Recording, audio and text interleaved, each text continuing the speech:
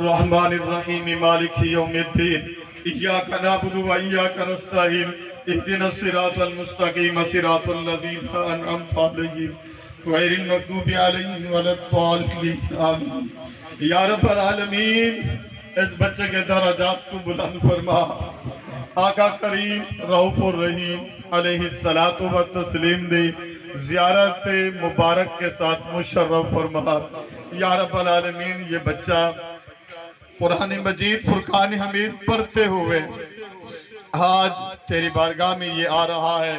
اے پروردگار عالم، قرآن مجید فرقان حمید کے فیوز و برکات سے محمد عبداللہ کو، ان کے والدین کو، ان کی بہنوں کو، ان کے خاندان کو فیوز و برکات سے مستفید فرما۔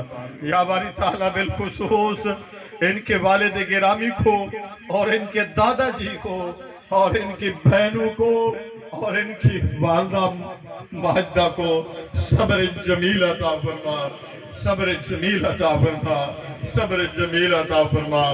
یا اللہ اے پروردگار عالم، ہم سب کی حال پہ رحم فرما۔